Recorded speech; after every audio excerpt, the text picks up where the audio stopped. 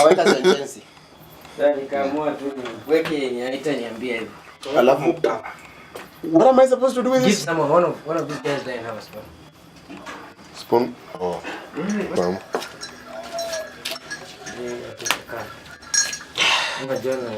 Someone is passing Youth and agribusiness. Just in case.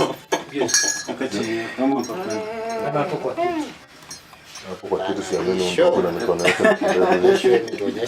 Guys, are we ready? Because we need to get started. I am sure we cannot be able to apologize enough for those ones who are waiting for us to go live right now. So, whew, but whatever happens, we're gonna take.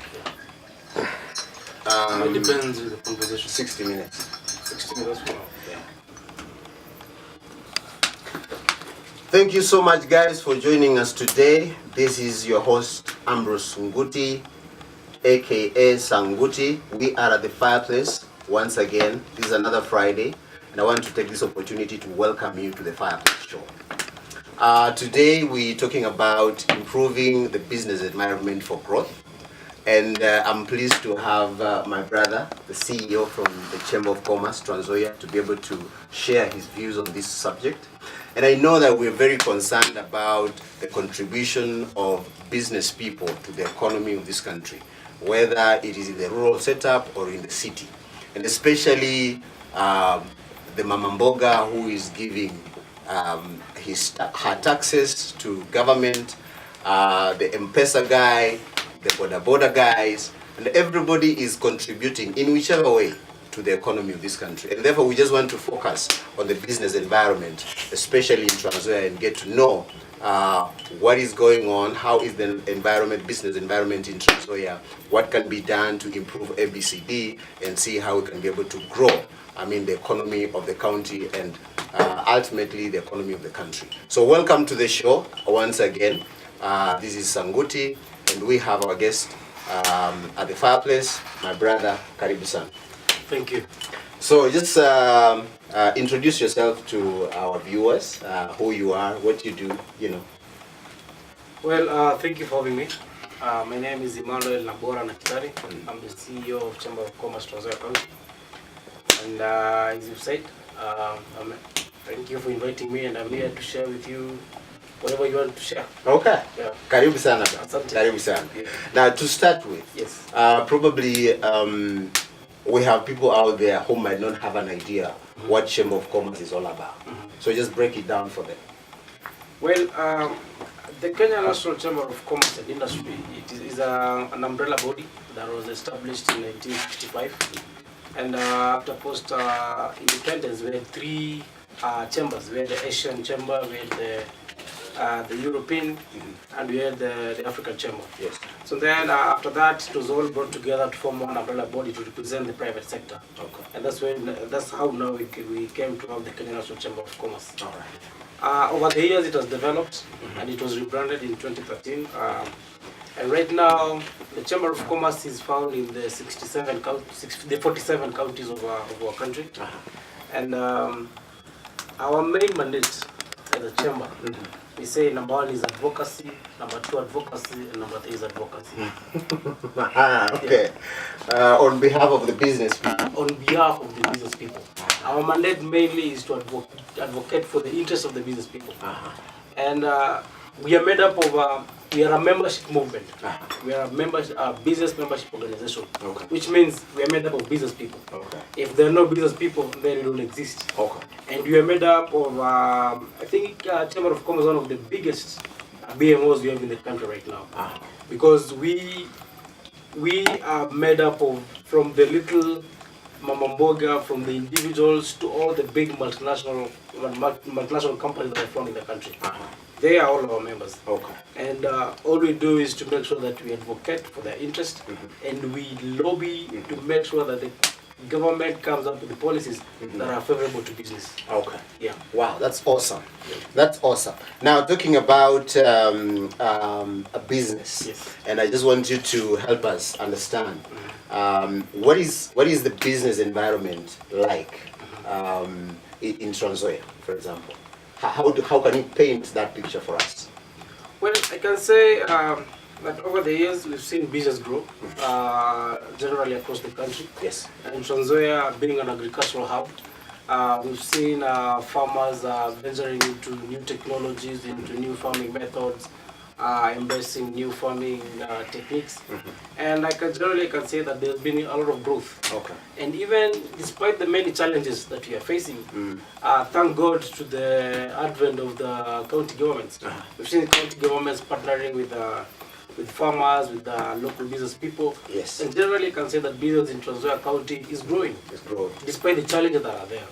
And I mean, we'll not miss these challenges. They're always there. They'll always be there. They'll always be there. Okay. But I can say that the Chamber of Commerce has worked very well with the county government of Nzoia Okay. in coming up with policies that are favorable to business. Okay. And because our mandate is to represent the interests of the business community, I can say that the Chamber has worked hand in hand with the county government towards ensuring that our business people get good marketplaces where they can do their business very well. And I can confirm to you that the county government, together with the Chamber of Commerce, have done a great job in lobbying the Kenya Railway to give us a piece of land in town where the county government is going to relocate all the hawkers and the small traders in town. So I can say the business environment is looking good and it's promising, and I'm sure that in the next few months or in the coming years, there's going to be a boom in this county. Wow. Yeah. We're looking forward to that. Yes. We're looking forward to that. Now, when we talk about business, and the Fireplace is a platform where we really talk about youth issues. We're very passionate about youth issues, and I want to bring in the youth aspect in business. Yes. And I know that quite a number of young people, many young people, have ventured into business or entrepreneurship, especially after the president's declaration of 30% procurement opportunities and stuff like that. Just talk to us about how the chamber is providing, helping to provide a conducive environment for young people to do business. So first of all, as I said earlier, the chamber is a membership movement. Okay. Yes. So which means we give service delivery to our members. To members. So unfortunately, most young people of Nzoia County are not members of the chamber. They do not subscribe to us. And so, in as much as I know some of the problems that they're going through, Yes. but most young people in the county are not members of the chamber. So your hands are tied. Which is a big challenge. Which is very hard even for us to even start lobbying for the youth. But myself being a youth, I know the kind of challenges that the youth are going through in our county. But as a chamber, we have organized ourselves, and through my able chairman, Mr. Oliaula, he has been able to lobby the county government to ensure that the 30% that have been allocated for the youth and people with disabilities have been allocated to the youth. Okay. But there's a challenge. Our youths in this county are not very aggressive. First of all, they're not very aggressive in terms of pushing for the tenders, and even when they need the technical know-how, they can't approach other people. So they just sit back and say, oh, you know, I don't have a company, so I cannot approach, I can't go to the county government and fill for a tender, or I can't do this and this and this and this. What I would like to urge is that they need to be very aggressive and be creative in coming up with ways that they can improve their lives. And when you look at statistics, Yes. about our 39% of young people are unemployed today. And why are these young people unemployed? They're unemployed because most of our young people depend on the white collar jobs. They're forgetting that there are so many opportunities in the blue collar jobs. Yes. And when you look at other developed countries, Yes. like those developed countries, the economy is based on the knowledge. Which means that you as a young person, if you have skills Yes. that can enable you earn a living, it's embraced. And young people are embracing, they're using their skills to create jobs, and they are creating a lot of employment, and they are comfortable. Alright. But our youths are depending mostly on the white collar jobs. Wow. They think maybe when you go to an office and you sit there and work there, then you're sorted. Wow. There's so many opportunities that remain untapped that the youth can embrace today, and this will greatly influence their lives positively. Okay. So I would like our youth to change from being job seekers to employment creators. Okay. There's a lot of opportunities out there that remains untapped, and if they come in there and they be creative enough, and they work as a team, they're able to create jobs. Wow. Yeah. Awesome. You've spoken to the issue of being a job creators, Yes. and that is an agenda that we're really pushing. Yes. Because we have been socialized in a way that we look forward to getting employed. Yes. And we must be able to unlearn. And it's something that needs to be discouraged. Yes. We, given such platforms like the Fireplace, Yes. we need to speak to our youth. Tell the youth, bro, you can't just sit there and expect someone is coming to give you a job. There are no jobs. There's no employment. Yeah. But unless we become creative enough as youths, Yes. we can't even sustain ourselves. It's true. So we have to move away from this idea of I have to be employed in a certain office for me to be able to make a living for myself. No. And the small things that maybe the young people would despise or maybe would look down upon Yes. are the things that are creating jobs and giving people money out there. Yes. Recently, I was reading a story about the founder of Airbnb, and it's funny how he came up with that company. This is a guy who was moving to Seattle. He had nothing to do. He had looked for a job after school and he couldn't get a job. And he said, "Let me just go." So he packed his things in his truck and left. Okay. So he got, I think it was in California. He got there and there was no place the hotels were full. There was no place for him to go. So he went to a friend's place. And to his friend's place, he got there and the rooms, as you know, the rooms were small. So they were sitting in the living room and he was like, I need to offer a solution for this. One people came, they stayed with the person, and they were given, okay, the America they have what you call air mattresses. It's just a small mattress that you put in on the power and it's blown up and it becomes a mattress. Okay. So it was like people could come stay with a friend on an air mattress. They wake up in the morning, they get a breakfast, and they pay. And that is how Airbnb was born. Wow. It's about creativity and offering solutions. Yes, at the end of the day. So all right. our youth need to be creative. Yeah, that's very true. Yes. Because I was having a conversation with another gentleman about 60 years old, and he said that he has taken his kids to school so that they can get employment. And I asked him this question: what happens if they don't get employed? And he didn't have an idea. he did not anticipate something like after graduation and you have pumped in a lot of money for your kid to go to school, they can miss employment, like the formal employment. And therefore it will present a situation for them to start creating employment for themselves. Yes. So the old man didn't have an idea what he will do when the son or the daughter doesn't get employed. And that is a very sad situation. It is, and I think it's because young people can venture today into arts. Like for example, sorry to say this, but if I wanted to do a very big event in Nzoia tomorrow, I'll have to send some of those services from neighboring counties. It's true. I'll have to go to LD to get very good sound. I'll have to go there maybe to get a very good DJ. Our young people in Nzoia County, you cannot, if today you wanted to do a very serious event, you can get an events planner.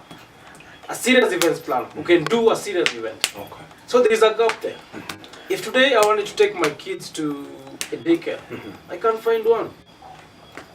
Wow. If I had some freelance writing job, online freelance writing job, You can hardly find I anyone. can hardly find anybody that I can give this job to. Wow. Okay. If there's so many opportunities that remain untapped out there. Okay. And it's not about sitting back there, relaxing and waiting for things to happen. No. It's about being aggressive, going out there, look for these things, and start. Awesome. Now, before we come to a small commercial break, you mentioned about the chamber being a membership organization. Yes. And therefore you go out there and advocate for your members. Yes. Now, what does it take for a young person to become a member of the chamber? Very easy. Talk to us. Very easy. You see, Assuming I'm running an M-Pesa Yes. or I'm a boda guy or whatever. you're our target. Uh-huh. You're the kind of people that you want to meet. Okay. As a chamber, we are not just targeting the multinational. No.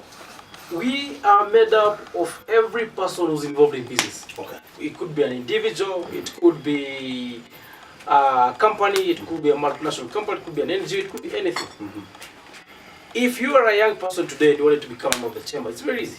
Just come to our offices. There's a form you're going to fill. We need to get your details and the kind of business that we're engaged in. Okay. The reason why you need to know the kind of business that we're engaged in is so that we are able to match your business with the potential investors, or we are able to match your business to the potential, to the available opportunities that exist out there. Okay. Like for example, in January we'll be doing a trip to Hong Kong and China. And the trip and the Hong Kong Trade Expo is mainly focusing on business people that are dealing with baby products. These ranges from toys, baby clothes, and all those kind of stuff. So if you are being an investor, then you see that's not for you. Yeah. I'm looking for that guy who was like a small shop there who's dealing with those products. Okay. So we're able to match your business or whatever you're doing with the opportunities that are available. Okay. And that's how we do that. And it's very simple. It's a very easy process. Just give us the name of the business, and then we put in our register, and you become our member. All right. Yeah. You don't have any kind of subscription or registration fees? Of course, there are business membership movement. Yes. So there is the membership fee. Okay. And our membership fee goes to as low as 500 shillings. And that is and you go to some business people, they'll say, oh, this is too much. But that is money that gives you value. Yeah, sure. Because by you being a member of the chamber, first of all, the business gains credibility. When you walk somewhere and you say, I'm a member of the chamber, your business already, it means it's a legit business. Okay. It gets that credibility. And you're able to do your business knowing that in the event that I need support or I need someone to fight for my rights as a business person, I can call on the chamber. Okay. And that's what we do on a daily basis. Okay. We, the members, those people that are our members, they call us on a daily basis whenever there's a problem. And we go there and we talk to them. Okay. And it's very important to mention that most of the time in the past, maybe there are some people who looked at the chamber as just an organization that was there to make noise. No, we do not make noise. In fact, we complement the existing institutions. We complement the county government. Right. We want, because we want our county government to generate more revenue. True. So that they can give us better Services, services, that yeah. they can be able to build roads. Sure. They can be able to give us good schools. And we support the county government by ensuring that our business people are able to get a conducive environment for them to do business, so that they can be able to pay taxes, they can be able to get the licenses. And I mean, when there is money in the county, everybody feels good. Awesome. Yeah. Now, talking about the county government giving us services, we are coming right back to talk about that. But for the meantime, ladies and gentlemen, we want to go for a very short break, and we'll be back in a moment. Let me tell you. And have one client. Let me tell you. You want to tell me I can go global and sell in other places? But Angalia logistics, it is not sustainable. I want you to be based in Kitale, so that you can also look for other markets. If you're based in Kitale, Yes. you can serve West Pokot. Yes. You can serve Bungoma. Yes. You can go as far as Kakamega. Yes. And you can even go as far north and serve even Turkana County. What? I mean, because even Turkana guys who are doing events, Yes. if they want to get very good sound, Yes. they'll call more sound. Yes. Right? Ebu, imagine if Dexter was more sound in Kitale, had that capacity of more sound in Kitale. Tell me my market. Embe market yenye ningekuwa I mean, let me tell you. structure ya town. Let me give you one example that will endorse my point. Angalia Nakumat. Nakumat, they have a very good structure that is more sound kwa sound system. Angalia occupancy. How do you defend that? And that's where the chamber comes in. How? If you as business people would come to the chamber and say, listen, What would you do to help someone with that someone like Mega Center? Yes. What would you do? We would have a negotiation with Mega Center. Tell them, hey, some of these rules that you guys have put in place Yes. are not conducive for business here, and you risk going bankrupt in this town if this is the kind of business we're going to do. By that answer, you're confirming exactly my point. Problems you CC. Problem ni community. I embrace this of you. And Manu, if you do business, if you just go into some business, they will tell you that thing. You come up with something very nice. You come up with something very nice. Then people just look at you, man. I have to defend my position. No, I agree with you, but nakwambia the other side of the story. Like I was saying, nakuwa justify. All right. Are we back? Yeah. Oh, I have a feeling I don't want to trust you. Welcome back, guys. We are at the fireplace, and I am here with my brother from the CEO of Chamber of Commerce in Nzoia County. And just before we went for the short break, we were talking about the county government giving us services. Yeah. All right? Yeah. And there has been an outcry. I don't know whether it is from my quarters or you have also been able to witness this about the kind of service they're receiving from the county government. From where I sit, we have had a lot of insecurity in town. Kitale, to be very specific, we have had a lot of issues with the street families. We have had issues with potholes in town. Yeah, and today actually I was riding on a motorbike, and that guy was saying, if you voted in Nzoia, this is where your vote went, like in the pothole. And I was like, what? I mean, that is the kind of feeling the borders who are actually doing a lot of business in this town are feeling. And people who have cars, every time they're hitting a pothole and stuff like that. And those are the people who probably are members of the chamber. So talk to us about how you have engaged with county government to fix some of those things. I think one of the problems you have also is lack of information. Okay. People, there could be an outcry out there about some certain services from the county government, but they have no information. First of all, what we need to understand is that we have different roads classified differently, and different agencies handling them. Okay. When you're talking about potholes, you're all aware that Kenya is coming up with a dual. That I have had. Yeah, and so the dual is coming to start all the way from the showground going all the way to town.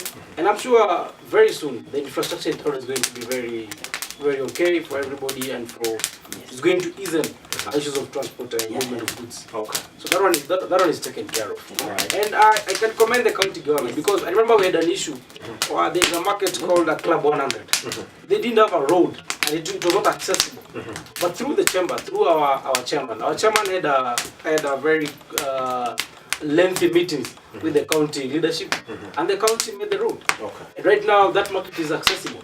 And this is because of the chamber. The chamber engaged the county government, and the county government was able to come in handy, and the road was fixed. Okay. And we can see the county government has also done a very good job. You can see the service lines in town, like the one behind Swam Supermarket, the poster side. The county government is trying with the little resources they get. I mean, we all know that even the kind of money that the county government is getting right now, there's no development funds coming in at the county. It's only the recurring budget. So limited resources, but the need is huge. But I can commend the county government. Whenever we as a chamber have had an issue where they could come in and support the business community, they have given us an ear, and we have even talked. We're always engaging the CEC for trade. You're always talking to the governor, and everything is on right now. I mean, they have tried. Okay. And they're doing a good job. I wouldn't complain. Okay. They're doing a good job. All right. Speak to the issue of street families. Yes, street because for sure that needs to be fixed. Have you been able to discuss that? Yes. And what is the position? Let me tell you, the issue of street family is not just a Kenyan, a Tanzania problem. I know. This is a worldwide problem. Trust me, today if you landed in New York, you're going to meet street families, homeless people living on the streets. If you went to New Delhi today, you're going to find people living on the streets. Okay. If you went to London in the backstreets, you're going to find people living on the streets. Okay. So these are an issue that really we can't put it squarely on the county government. What do you mean? You can't put it squarely on the county government, because let me tell you, there are people, we have kids, unfortunately who are orphans, who have nowhere to go. And the only survival, or the only way they know they can make a living is from the streets. From the streets. Yeah. And yes, we know it's a phenomenon, we know it's a big problem. And what we've done, we've engaged the county government over the same. And through the social services department, they're trying to place some of these kids in those special homes, in the children homes that are available within Kitale. But the county government, I think they have a program, they have things in plan, and we've even talked to the deputy governor, and he said they're in plans to make sure that they find a lasting solution to this, because this is a problem that even the national government is facing. And you can't, I mean, if we decided to blame the county government squarely, we'd be missing the point. Not really, we're not blaming, Yeah. but we're just focusing on issues that needs to be fixed. I know. And for sure, just because this is an issue that is across the board, Yes. doesn't give us an opportunity to, just play it cool. Like it's okay. We'll take time, stuff like that. Let me give you an example that the county government has allocated money. All right. If I can be able to quote, provision of welfare services to socially distressed people, 10 million. Conduct vulnerable groups, support vulnerable groups, 20 million in the current financial year. And I am sure that we have had other allocations from 2013 to be able to take care of some of these things. So when you don't see it happening 6 years down the line, then we start questioning whether really it is a priority, and especially for business people. Because if you're talking about street families, if they are not taken care of, they are going to pose a security risk to people who are doing business in town. And therefore, that becomes a direct concern for you. It is. But I can't speak for the county government because I work for the Chamber of Commerce. Okay. And I'm not so sure about the allocation that the county government has received over the same issue. But what I would say is that the business community, there has been a concern over the same. But you see, we can only do so much. We only deal with the county government at policy level. Okay. We engage the county government to coming up with good policies that are able to favor the business person. Okay. So that issue, as I mentioned earlier to you, that issue of street families, we've engaged the county government, and the county government have promised us they're going to do something about it. They're going to come up with a solution to that. Okay. I'm not so sure about the figures you're talking about, and I can't speak for the county government. Okay. But I can tell you what we as a chamber have been able to do. Okay. We've had several meetings.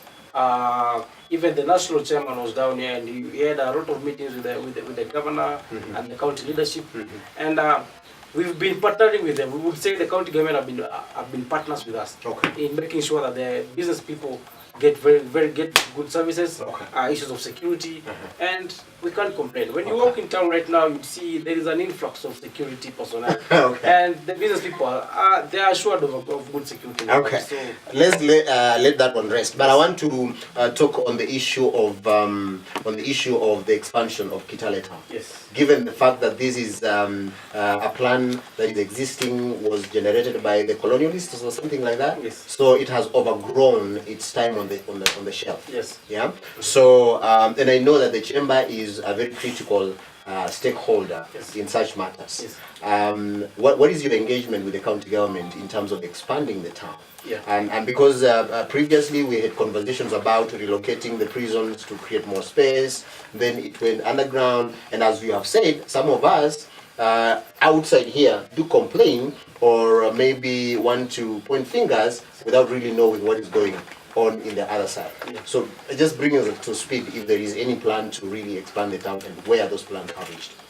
The issue of expansion, I think last week my chairman had a very elaborate meeting with the CEC for Lands and Urban Development. Yes. And there is a new plan that was developed in partnership, the Chamber of Commerce in partnership with the county government. And the plans are out already. And it's going to move, they're going to have, I think Kitale is about, I'm not so sure, but it's about 8,000 square 800 square kilometers to about 1,600. Okay. 160. Okay. I'm not sure about those figures. Okay. But there are plans in place to make sure that there is expansion in the town. What I can say is that we've had a challenge. Okay. For example, the main market, the municipal market that we're using today. That is a market that was built, I think, in 1937. And it was built that time to serve about 4,000 colonies that were in Kitale. Over the years, there's population increase, population growth, and so there is need for new markets. Yes. So we've engaged the county government, and the county government came up with very good plans. The government proposed that we do a big market that will host about 5,000 people on the new stage that is being built. Yes. Unfortunately, when this was taken to the county assembly for budget approvals for this financial year, the MCAs struck it out and they reduced that traders. So I think issues to do with expansion are in place. Okay. Yeah. Awesome. Talking about issues of business, and I know that the chamber is dealing with advocacy issues and stuff like that. Talk to us about the issue of maize. Essentially, fundamentally, Nzoia is an agro economy.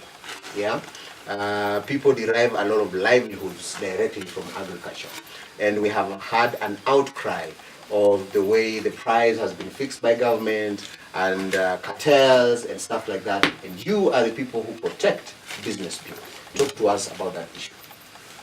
Well, it's first of all, I would like to say it's so unfortunate that the government is trying to control the market, because we should let the forces of demand and supply control market prices. And the government coming up and setting a price of 2,300 for the farmers, I think it's so unfortunate. Isn't that cutting away the what we call the cartels who are capitalizing on the? I mean, about cartels and all that is a different story altogether. But I mean, when they said 2,300, is it a different story? That's a different story altogether. That I don't want to go into. I don't want to go into that.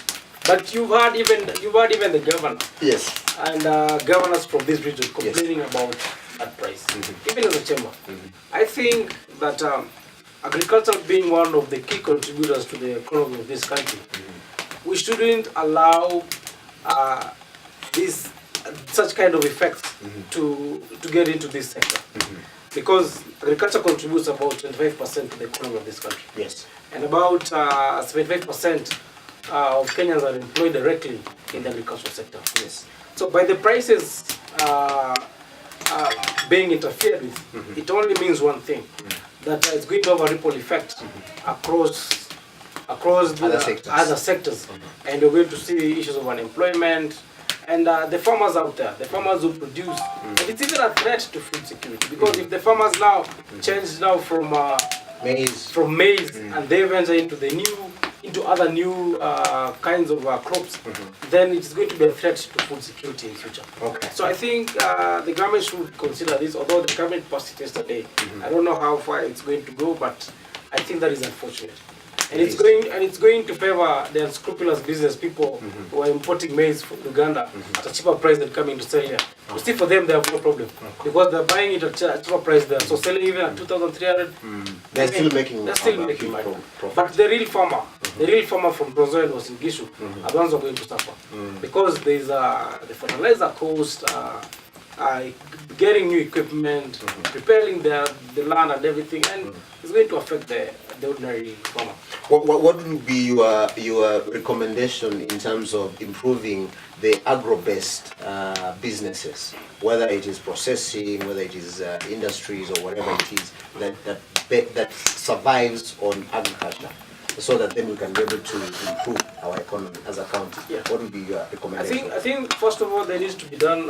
We need to have a lot of research so that we can come up with new farming techniques, and we can also encourage young people to venture into agriculture, because there is still a huge gap that is being left out there. Yes. So.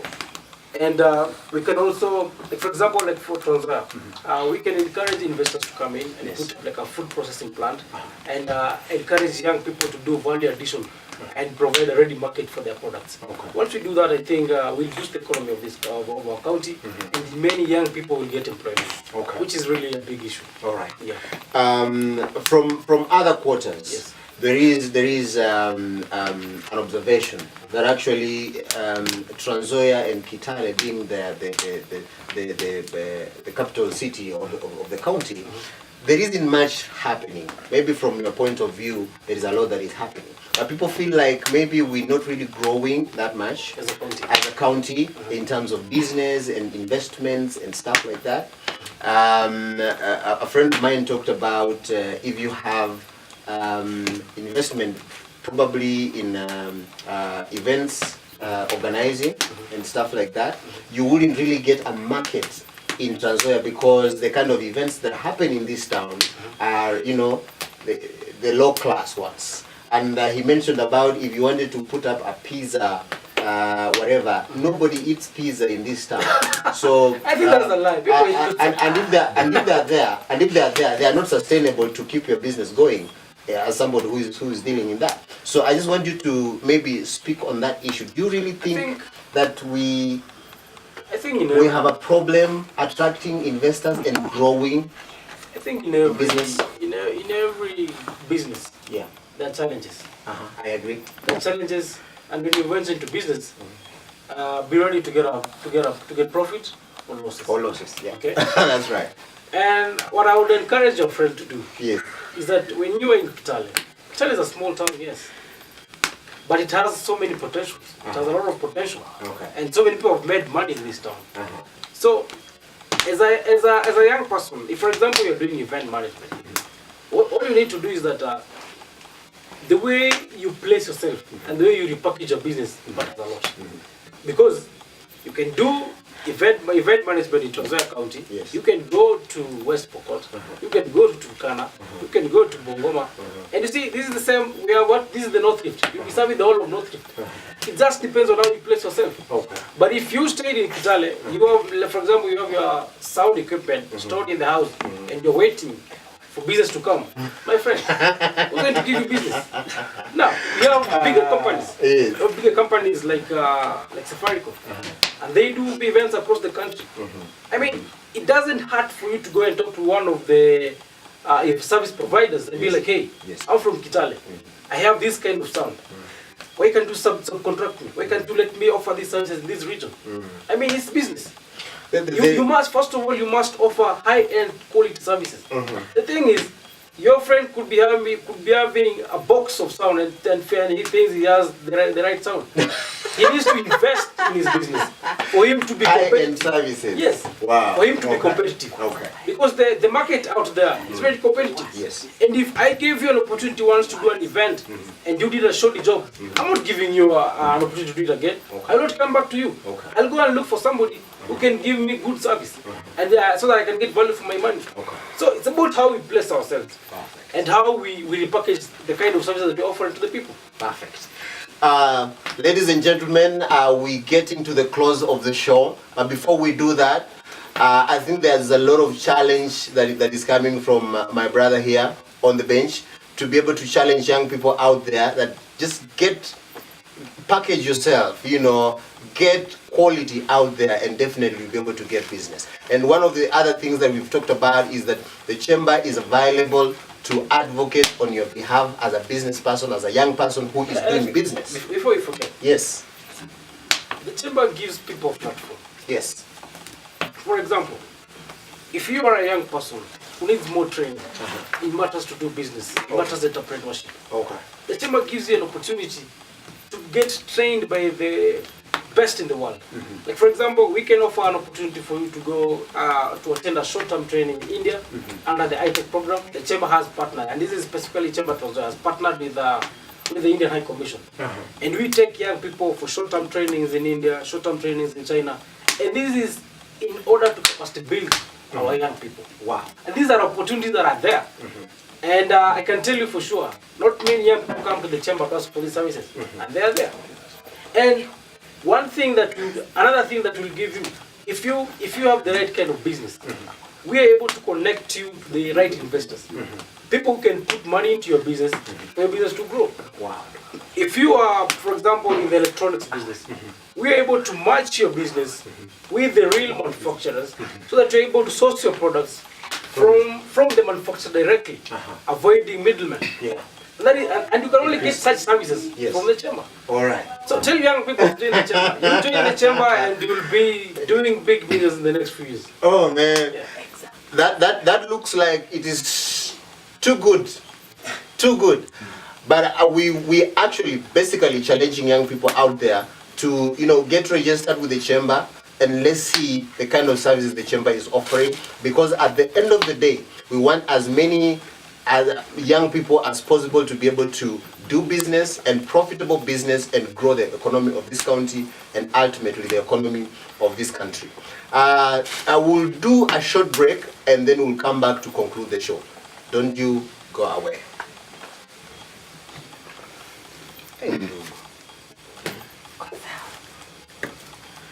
Welcome back, guys. We are still at the fireplace with my good friend, CEO, Chamber of Commerce, Nzoia County, and we are talking about improving the business environment for growth, and we have talked quite a number of things, and I hope that someone out there is getting something to really run along with. It's a good opportunity to be able to engage in this kind of conversation so that then we can know, we can know what is it that we are missing out to really make a difference in our communities. And business, we cannot run away from it. It's actually very key in giving us the kind of life that we're looking for, in improving the economy and just making sure that we are able to deal with the kind of issues that we have as a community. So coming back to you, what is it? What are the new plans that probably the chamber has in terms of improving a business environment in Nzoia and maybe even across the country? Because I know in your position you really have a wider outlook in terms of business and trading and stuff like that. I think what I would say is that when you look at the Forbes of 100 most influential people in the world, there's a lot of people who sit in offices and these are people who are employed by, let's say, the government or anybody. No, these are business people. It only tells you one thing, that there is money in business. And when you venture into business and you do it right, you'll never go wrong. What I would encourage young people to do is let's get out of that comfort zone. Let's forget whatever. Let's just go there and venture into business. And make sure that when you venture into business, you become creative and innovative.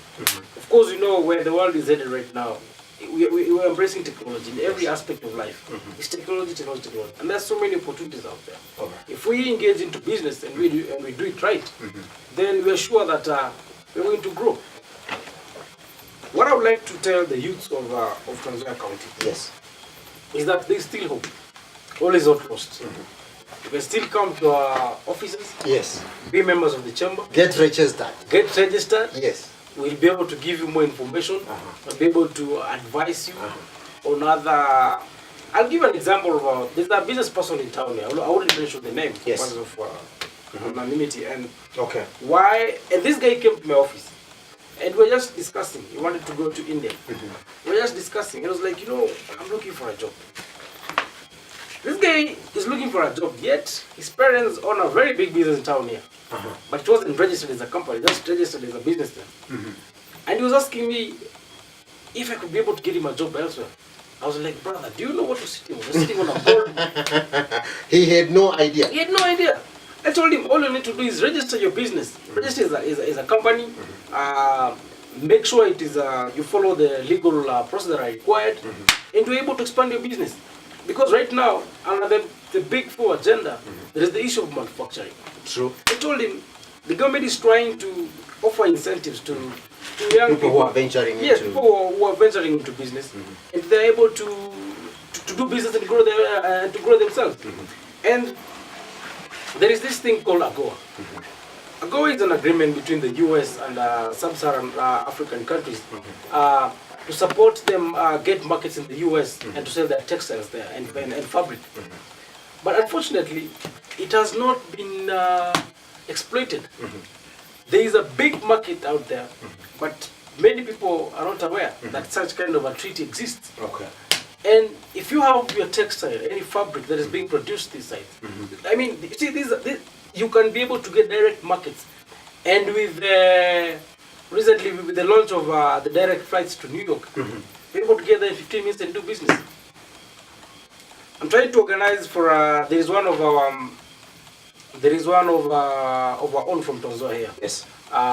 Who's into fashion. I'm trying to see if we can be able to package her whatever she has and take her to the New York Fashion Week. Wow. This is going to be a very big opportunity for her to showcase the world what she's able to produce. So that tells you that there is so much amazing opportunities. Yeah, amazing opportunities for young people that just need to come on board and grab them. So, I mean, it's upon us. Take initiative. It's upon us taking initiative and taking the responsibility to see what do you want to do, how do you want to live our lives. Because I mean, it's your life at the end of the day. Definitely. It's your life, it's your personal life, and it's personal decisions that you make. If you decide to sit there and complain every day about unemployment and be there complaining and blaming the county government for doing this and this for you, I mean, it's your life. At the end of the day, you don't go back to the county government, you go back to your home. Exactly. So it's upon you as a young person to take initiative. Take initiative and look for support where necessary. Perfect. And you're going to grow. Perfect. That's a good place to end this show. Guys, you have to take initiative. You don't complain about the county government because you don't sleep there. You just go back to your house. You're getting me wrong. You just go back. You're getting me wrong. You're getting me wrong. Just to clarify that. Yes. The private sector. Yes. The government doesn't produce anything. It doesn't. It doesn't produce anything. Yes. All the money in this country is in the hands of the private sector. Of the people. Yes. And what we as a chamber, what we do is we advocate for good policies that are going to be able to affect the private sector positively and for them to grow. Okay. Okay? Yes. So this idea of people always sitting back there and hoping that money is going to drop from wherever for them to get. Yes. Those days are long gone. Exactly. We have to take initiative. And when I say that people should, I mean, we should. What I'm saying is that we should stop complaining and just go out there and look for things to do. That is exactly my point. Sawa? Don't, guys. And you know, you're always on the fireplace. You're always fighting the county government. Encourage young people to work. Let them forget about the county government and work. That is exactly why you're here. Yes, tell them to work. Guys, we have to wrap this up. I mean, it has been an amazing conversation, and I hope that you guys have gained something. The bottom line is the fireplace hosts people to challenge you wherever you are to swing into action and fix whatever you think needs fixing. That is the point. We want to grow our county, we want to grow this country, Kenya, we want to grow Africa, because Africa is the big thing, the next big thing on the global platform. And we must be able to be part of that history making. Now, this is a good point to end the show. Thank you so much, my brother, for sparing time and joining us. Karibu sana next time. When we call you, please do not hesitate to join us, because these conversations must continue so that then we start seeing the kind of difference we're looking for. And thank you guys behind the scenes for making this show the way it has been. I mean, it's been amazing. We are apologizing for starting late, but nevertheless, we are here every other Friday. So don't you go away. Until next Friday, bye-bye.